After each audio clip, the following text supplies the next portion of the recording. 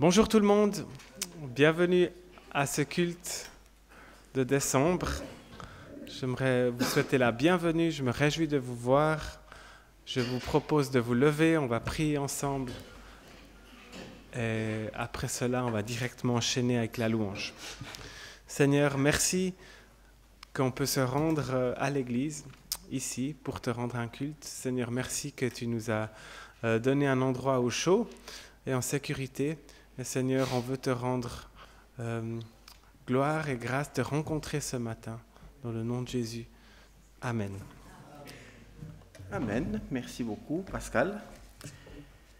Alors ce matin, j'aimerais vous inviter à ouvrir la Bible dans l'Évangile selon Matthieu, au chapitre 15. Je lirai depuis le verset 21 jusqu'au verset 28.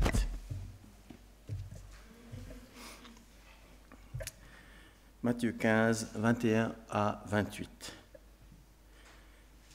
Jésus partit de là et se retira dans le territoire de Tyr et de Sidon. Une femme cananéenne qui venait de ces contrées lui cria « Aie pitié de moi, Seigneur, fils de David. Ma fille est cruellement tourmentée par le démon. » Il ne lui répondit pas un mot.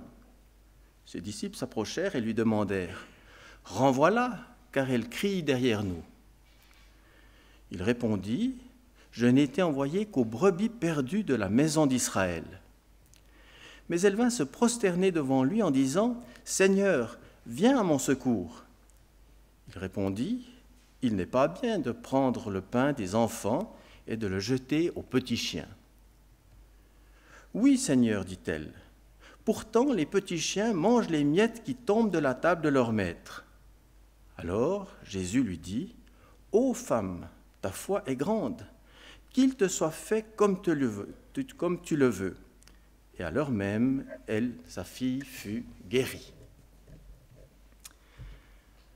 Voilà une histoire étonnante.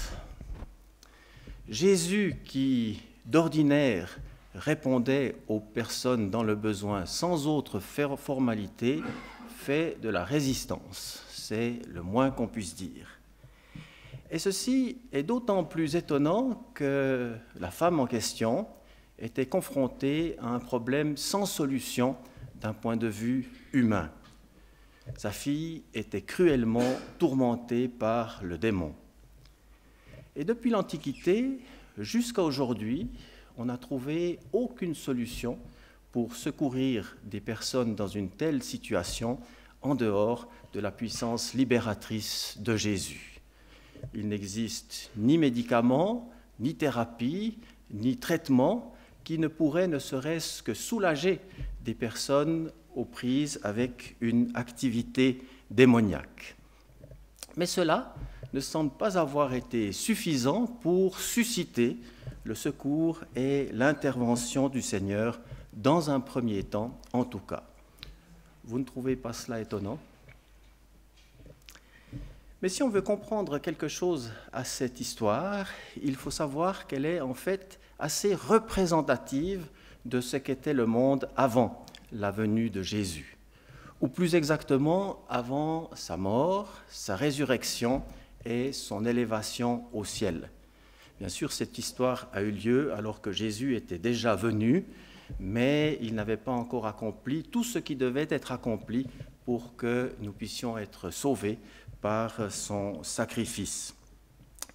Et résumer ce qu'était, ou expliquer ce qu'était le monde avant la mort et la résurrection de Jésus-Christ est en fait très facile. Il y avait d'un côté des peuples païens, et puis il y avait d'un autre côté le peuple d'Israël, le peuple choisi, élu de Dieu, mis à part pour lui. Et en ce qui concerne les peuples païens, l'apôtre Paul est très clair sur la situation qui était la leur en ce temps-là. Et dans l'Épître aux Éphésiens, il dit que les païens étaient sans Christ, ils étaient privés du droit de cité en Israël, ils étaient étrangers aux alliances de la promesse, ils étaient sans espérance et sans Dieu dans le monde. Ce n'est pas que Dieu avait totalement délaissé ses peuples Paul s'explique aussi là-dessus dans un discours qu'il a donné. On le trouve dans le livre des Actes au chapitre 14. Mais il dit que Dieu avait laissé les nations suivre leur propre voie. Et cela avait pour conséquence que non seulement ces peuples étaient sans Dieu et sans espérance dans le monde, mais encore sans défense face aux manœuvres du diable. Ils pouvaient aveugler les peuples, ces peuples étaient aveuglés par le prince de ce monde qui pouvait déverser sur eux tout son attirail, tout son éventail de maléfices sans qu'une opposition puisse être une résistance puisse se mettre en place. Et le texte qu'on a sous les yeux, d'une certaine manière, confirme cela. La fille de cette femme, qui, soulignons-le, était cananéenne, c'est-à-dire non juive, était aux prises avec une activité démoniaque sans pouvoir réagir face à cela, sans pouvoir en être libérée. Voilà quelle était la situation des peuples non juifs avant la venue de Jésus. Puis d'un autre côté, il y avait le peuple d'Israël. Et ce peuple avait, et est toujours, choisi de Dieu. Il avait été mis à part pour lui. Dieu s'était fait connaître à ce peuple, lui avait fait des promesses et lui avait fait connaître sa volonté par le biais de ses commandements et de ses instructions. Et la frontière entre ces deux univers, si on peut dire les choses ainsi, n'était peut-être pas totalement hermétique, mais le taux d'étanchéité était très élevé. Et c'est d'une certaine manière ce que nous rappelle cette histoire et l'attitude de Jésus. La femme en question, en effet, comme vous l'avez entendu, était cananéenne, c'est-à-dire qu'elle n'était non juive. Par conséquent, elle était sans Christ, elle était privée du droit de cité en Israël, elle était étrangère aux alliances de la promesse, elle était sans espérance et sans Dieu dans le monde. Et d'une certaine manière, Jésus n'a pas manqué de le faire remarquer. Elle avait sans doute entendu parler de lui, entendu parler de sa puissance libératrice et s'était dit « voilà la solution pour ma fille ». Mais quelle surprise lorsqu'elle s'est approchée de lui. Après avoir demandé son secours, il est dit « il ne lui répondit pas un mot ». Et il faut bien comprendre, il ne lui répondit pas un mot, ça veut dire il ne lui répondit pas un mot et rien d'autre. Il n'a pas cherché à lui donner une explication du genre « tu comprends, toi tu fais partie des nations, moi je suis juif, il y a une frontière entre nous et pour le moment on ne peut pas encore trop la franchir ». Non, il est dit tout simplement « il ne lui répondit pas un mot ». Et puis, comme pour enfoncer le clou, il s'est tourné vers ses disciples et a dit ceci « je n'ai été envoyé qu'aux brebis perdues de la maison d'Israël ». Et ceci avant de reléguer cette femme au rang des petits chiens. Alors, certains commentateurs ont cherché à adoucir un peu la pilule en disant que Jésus n'a pas parlé de chiens, mais de petits chiens. En effet, à l'époque, pour les Juifs parlaient des fois des non-Juifs comme étant des chiens, le chien étant un animal impur à ce moment-là. Il n'avait pas du tout le statut qu'il a dans nos sociétés aujourd'hui. On lui reconnaît tout un nombre de qualités et c'est un animal de compagnie fort apprécié, mais ce n'était pas le cas à l'époque. Par contre, il paraît que les petits chiens, dans certaines familles aisées, plutôt de culture grecque, avaient déjà un peu ce statut-là. Mais dites-moi, si à ce temps-là, on vous avait traité de chien ou de petit chien, est-ce que vous auriez fait une différence entre les deux? Eh bien, je peux vous dire quelle aurait été ma réaction, je n'aurais pas fait de différence. Et très certainement que j'aurais levé le poing au ciel en disant, eh bien, c'est injuste, ce n'est pas juste. Et il arrive qu'il se soit parfois notre attitude face au fait que Dieu a choisi un peuple parmi tous les peuples et que ce peuple est le peuple d'Israël. Alors comprenez-moi bien, je ne fais pas de la politique ce matin, mais il y a une chose qui est absolument incontestable dans l'Écriture, c'est que Dieu a choisi un peuple et que ce peuple est le peuple d'Israël. Et pour certaines personnes, c'est quelque chose qui a beaucoup de peine, voire qui ne passe pas du tout. Mais cela traduit quand même une certaine attitude du cœur humain qui se rebelle contre le fait que Dieu est souverain. Il y a un Dieu qui existe et ce Dieu est souverain de manière absolue et il fait tout ce qu'il veut. Et ça, ce n'est pas mon invention, vous le trouvez dans le psaume 115 au verset 3. Il est dit « Notre Dieu est au ciel et il fait tout ce qu'il veut ». Il fait tout ce qu'il veut et si nous nous attendons à ce qu'il vienne nous demander la permission pour faire ce qu'il veut, nous risquons d'attendre longtemps. Maintenant, ce qu'il faut bien comprendre, c'est qu'en faisant ce qu'il veut, il ne fait pas pour autant n'importe quoi.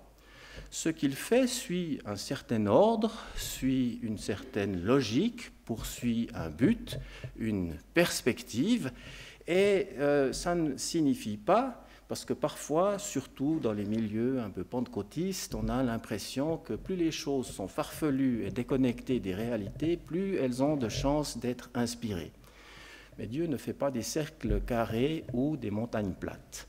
Dieu agit selon un certain ordre, il agit selon une certaine logique qui, c'est vrai, bien souvent défie notre raison, mais qui ne signifie pas que ce n'est pas raisonnable.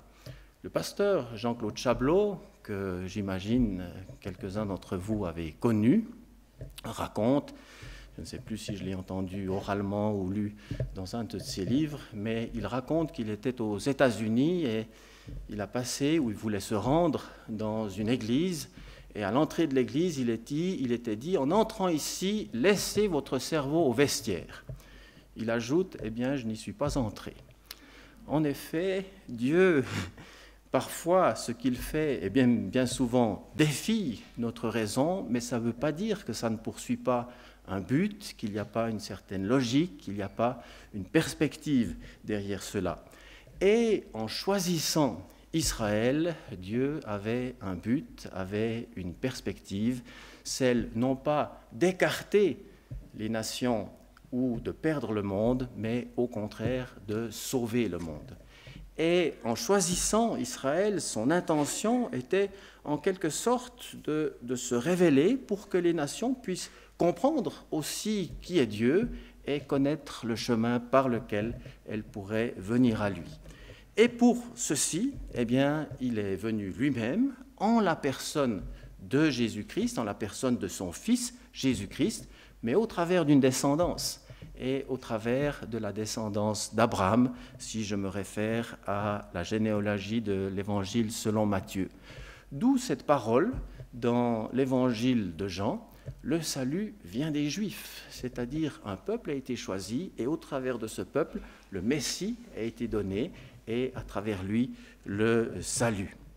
Alors, je profite de redire un peu ce que je disais dimanche passé avec un peu plus de détails, c'est que christianisme et antisémitisme sont totalement incompatibles.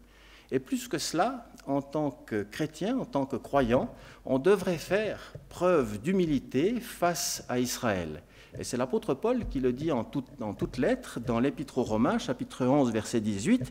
Il dit ceci, « Si tu te glorifies, sache que ce n'est pas toi qui portes la racine, mais c'est la racine qui te porte. » Et cette racine qui nous porte, c'est Israël.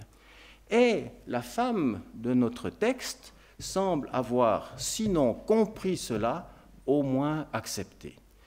Quand Jésus lui dit « il n'est pas bon de prendre ce qui est pour les enfants et de le donner aux petits chiens », elle dit « au moins il doit y avoir quelques miettes qui tombent pour les petits chiens ». Et ces quelques miettes reçues dans la foi, qui était la sienne, ont suffi pour que sa fille puisse être délivrée et guérie. Et Jésus d'ajouter envers cette femme, ta foi est grande, ce qu'il n'a jamais dit à aucun Israélite. Les deux fois où il relève la qualité de la foi d'une personne en disant sa foi est grande, une fois c'est envers un centenier romain qui s'était approché de lui et avait intercédé pour son serviteur. Jésus a dit « Je n'ai jamais vu une aussi grande foi, même en Israël ». Et puis il dit à cette femme cananéenne « Ta foi est grande ». Mais ce que j'aimerais relever encore, c'est que ce qu'a vécu cette femme, le miracle qu'elle a vécu, et comme on le voit, elle a finalement obtenu gain de cause, moyennant un peu de persévérance, il est vrai, mais ce qu'elle a vécu, elle l'a vécu alors que le monde était encore marqué par cette séparation dont je faisais allusion tout à l'heure, d'avant la venue de Jésus. Elle a vécu, c'est vrai, à une époque charnière, Jésus était déjà là, mais comme je le disais tout à l'heure, il n'avait pas encore accompli ce qui était nécessaire pour le salut du monde. Mais après sa mort et sa résurrection, il y a quelque chose qui a changé fondamentalement. Et qu'est-ce qui a changé fondamentalement? Eh bien, c'est que ce qui était auparavant réservé exclusivement à Israël est devenu disponible pour les peuples de la terre tout entière, est devenu disponible par le biais de la foi en Jésus-Christ. Par le biais de la foi en Jésus-Christ, et l'apôtre Paul le dit très clairement dans l'Épître aux Éphésiens, eh bien, on n'est plus sans Christ, on n'est plus privé de droit de cité en Israël, on n'est plus étranger aux promesses de Dieu, on n'est plus sans espérance et sans Dieu dans le monde. Un changement s'est opéré. Et pour bien illustrer ce changement, j'aimerais vous raconter une petite histoire, l'histoire de 4 soldats américains qui étaient tombés au combat alors qu'ils se battaient lors de la Deuxième Guerre mondiale en France. Et leurs compagnons d'armes ont voulu leur donner une sépulture digne de ce nom. Et comme ils étaient près d'un village, ils se sont approchés de ce village et puis ont été trouver le curé pour lui demander la permission d'enterrer leurs camarades dans le cimetière. Et ce cimetière était entouré d'une barrière proche de l'église. Et le curé a posé la question, il a dit « Mais est-ce que vos compagnons étaient catholiques ?» Et puis, ils ne l'étaient pas. Alors, le curé a dit « Je suis vraiment désolé, mais vous ne pouvez pas enterrer vos morts dans le cimetière. Mais vous pouvez les enterrer juste de l'autre côté de la barrière, à l'extérieur. » Alors, c'est ce qu'ils ont fait. Et puis, le lendemain, ils sont revenus, et curieusement, ils étaient à l'intérieur, cette fois, et non plus à l'extérieur de la barrière. En fait, le curé s'était levé pendant la nuit et avait tout simplement déplacé la barrière. Et c'est ce que Dieu fait pour chacune, pour chacun d'entre nous. Chaque fois que quelqu'un met sa foi en Jésus, Dieu déplace la barrière. Non pas pour nous faire entrer dans un cimetière, mais pour nous faire entrer dans son royaume. Et l'exhortation que j'aimerais qu'on puisse retenir ce matin pour nous, c'est que si cette femme qui était encore à l'extérieur de la barrière à l'époque a osé s'approcher de Jésus et a finalement obtenu gain de cause pour sa situation, puisque sa fille a été libérée, à combien plus forte raison, nous qui sommes du bon côté de la barrière, en Christ on est du bon côté de la barrière, devrions-nous nous approcher de Jésus, peu importe si nos problèmes ont des solutions humaines ou n'en ont pas. En tout temps, nous pouvons nous approcher de lui, et c'est à cela que nous invite l'Épître aux Hébreux lorsqu'il est dit ceci en Hébreux 4,16 « Approchons-nous donc avec assurance du trône de la grâce », remarquez non pas avec crainte, mais avec assurance. Assurance dans le sens où nous n'avons rien à faire valoir nous-mêmes, mais nous pouvons nous appuyer complètement, entièrement sur le sacrifice de Christ pour nous approcher de Dieu, et ceci afin d'obtenir miséricorde et de trouver grâce pour être secourus dans tous nos besoins. Amen. Je Je vous invite à quelques instants de recueillement et puis je prierai. Ensuite, c'est Pascal qui continuera pour la présidence du culte.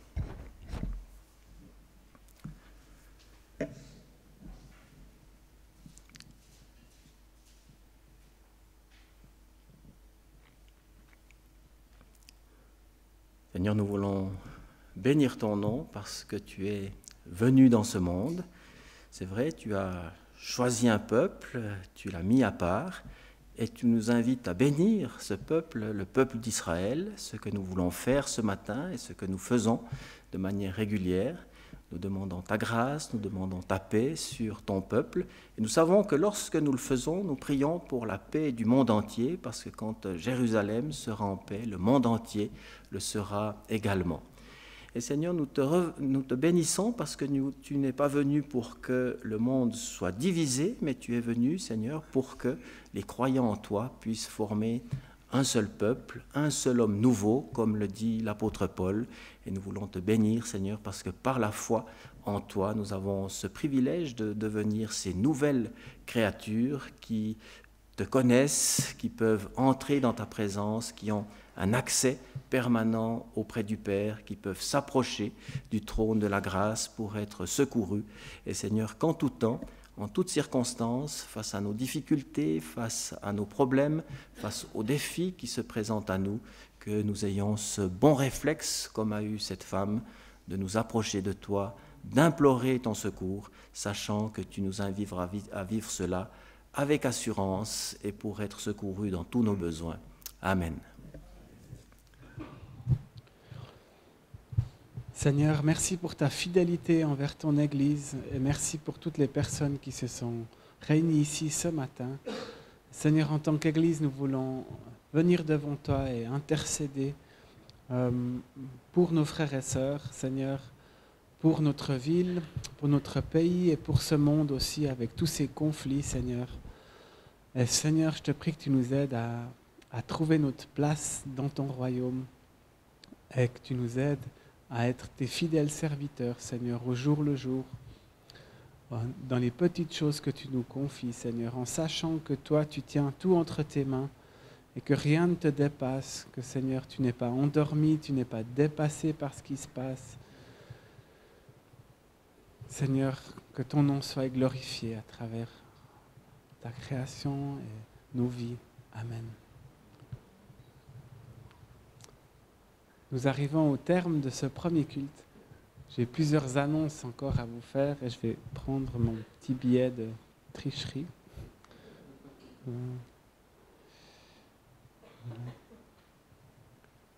Excellent. Voilà. Alors, dans 2 semaines, après le 17 décembre, il y aura la fête de Noël ici à l'église. Il y aura un culte et il aura lieu l'après-midi à partir de 15h30. Merci, c'est déjà noté. C'est parfait. Excellent. Donc ça, c'est important de noter dans l'agenda. Il n'y aura pas de culte le matin, ça sera l'après-midi. Ensuite, il y a une info pour la fin du mois. Pendant le culte du 24 décembre et du 31 décembre, il n'y aura pas de garderie pendant le culte. On n'a pas prévu de prise en charge des enfants, principalement aussi pour donner une pause à ceux qui prennent en charge les enfants. Donc, il y aura des cultes et puis il y aura de quoi occuper les enfants, mais ce sera à votre charge. Voilà. Ensuite, j'ai plusieurs news à vous donner de la part du Conseil. Tout premièrement, on a fait un petit fascicule qui touche aux finances de l'Église. L'Église, on s'est dit que ce serait bien de rappeler une fois comment ça marche en fait en Suisse chez nous, parce que des fois on est confronté à des gens qui sont étonnés que Fernand reçoit un salaire par exemple, ou bien qu'on doit payer un loyer ici. Et c'est pour ça qu'on s'est dit on vous fait un petit topo de comment on est organisé en Suisse. Alors c'est vrai que pour les gens qui sont là depuis longtemps, vous savez, et puis ce sera un rappel. Mais l'Église, elle est aussi constituée en association, parce que c'est ce qui nous permet de pouvoir, par exemple, louer un local ou de payer un salaire. Et puis cette association, elle tourne avec les dons que vous donnez. Et puis, du coup, là, on a un peu noté dedans comment ça se passe. Et vous pouvez vous informer là-dessus si vous ne savez pas. Une des choses principales que je dois annoncer aujourd'hui, c'est qu'à la demande de plusieurs gens, notre caissière a mis en place en fait un moyen pour aussi donner les dons par Twint. Alors maintenant, vous allez trouver ça derrière. Il y a un code QR pour ceux qui utilisent ça. Vous pouvez aussi utiliser Twint si vous le désirez pour la collecte. Bien sûr, ceux qui font un don régulier par IBAN, c'est bien aussi parce qu'il n'y a pas d'intérêt dessus, contrairement à Twint. Mais voilà, c'est un autre point. Voilà, peut-être à mentionner aussi que l'Église a un budget chaque année. On discute ce budget à l'Assemblée générale qui a lieu en mars. Et dans ce budget, en fait, l'Église aussi, elle utilise 10% qu'elle donne en fait à la mission. On soutient plusieurs projets aussi. Donc, l'Église en tant qu'association aussi a cette habitude de redonner et redistribuer de l'argent. Ok. Ensuite, j'ai encore une autre petite annonce, c'est que on a des groupes de nettoyage qui tournent, qui se réunissent régulièrement pour nettoyer les locaux. Et il y a 1 ou 2 groupes qui sont devenus très faibles et qui ont besoin de renfort. Et si quelqu'un de vous a du temps à disposition et l'envie de s'investir avec un groupe, alors venez nous voir, comme ça on peut vous rediriger. Sinon, les autres annonces, je pense qu'ils ont plus ou moins passé. J'ai rien d'autre à dire. Je crois qu'il n'y a personne qui lève la main pour dire j'ai oublié quelque chose. C'est parfait. Donc, il y a des réunions de prière, de promenade et de groupes de maison. Si vous avez besoin des contacts, venez nous voir. Je vous propose de vous lever. On va prier ensemble pour clore ce culte. Seigneur, merci pour ta fidélité. Merci que tu nous as constitués en tant qu'Église, que aussi en tant qu'Église, tu nous confies des tâches. Et Seigneur, on veut être à ton écoute, on veut être des intercesseurs devant toi et on veut vivre notre vie avec toi durant ces prochains jours. Et je te prie que tu bénisses chacun d'entre nous ici, que tu nous accompagnes. Dans le nom de Jésus, Amen. Bon dimanche à tout le monde.